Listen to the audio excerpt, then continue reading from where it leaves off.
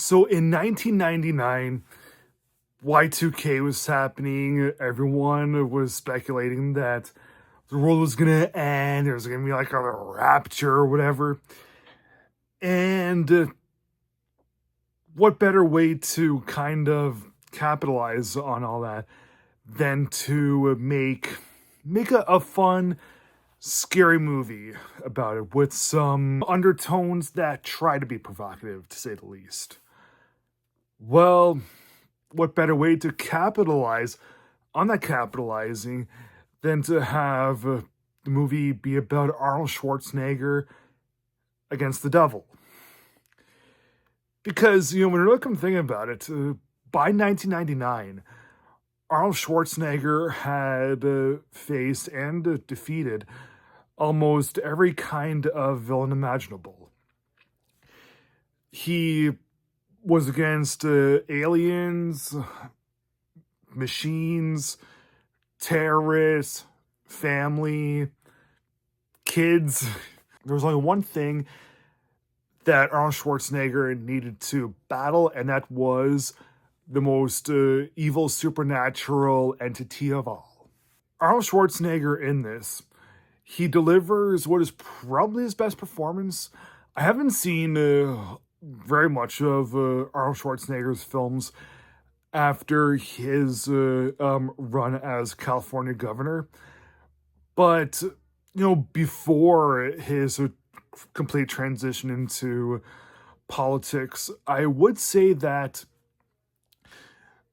End of Days was probably Arnold's best performance. Plays this extremely suicidal and a depressed cop from New York. And there's this string of weird things that have been happening. And, he's trying to figure out exactly what's happening. But there's too many clues that make it out like there's this crazy supernatural stuff that's happening, and there's like the devil and the Vatican's going to just come about, and there are all these cult groups and these devilly cult groups that are trying to kill this one woman. And Arnold the whole time he's listening to all this jibber jabber from all the parties, he's thinking like, this is freaking stupid.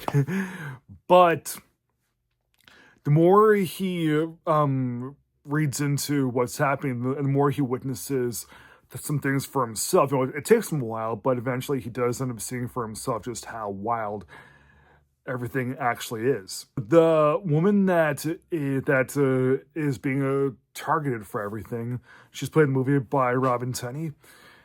Her name in the movie is Christine York, and she happens to live in New York also.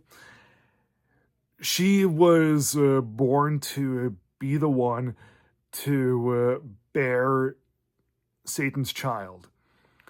So when Satan comes to Earth a few days before December 31st, 1999, he ends up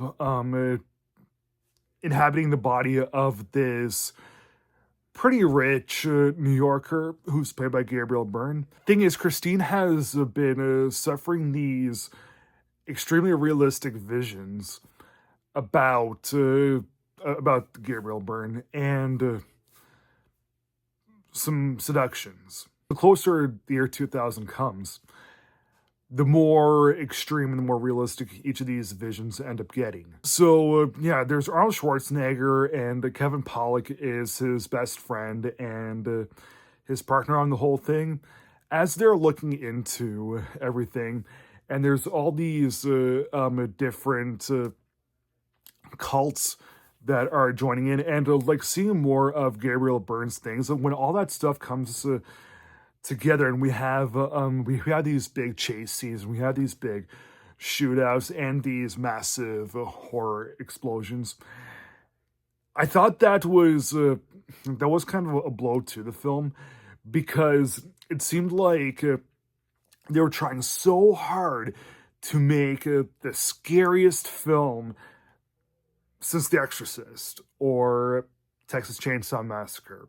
I do think that if the movie was more calm and cool with its approach, and it didn't say so many wild, like kind of hammy ideas with like once every 1,000 years and stuff like that, like all the theological things that they try to put in this movie, it does come across a little bit as hammy, and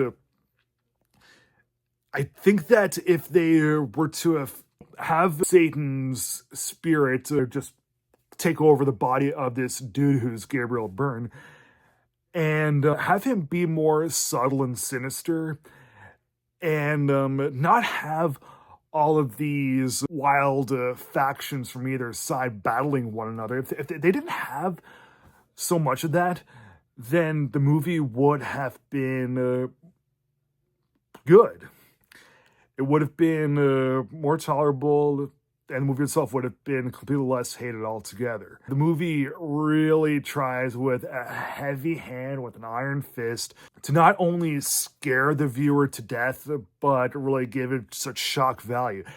And because it tries so hard, the viewer doesn't really seem like it can take a whole lot of what's going on very seriously.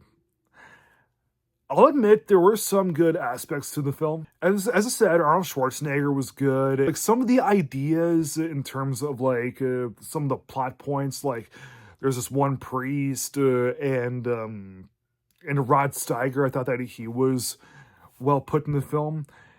And some of the computer effects, like when they really tried to show like the monstrous stuff, I thought that stuff was pretty good in its most part.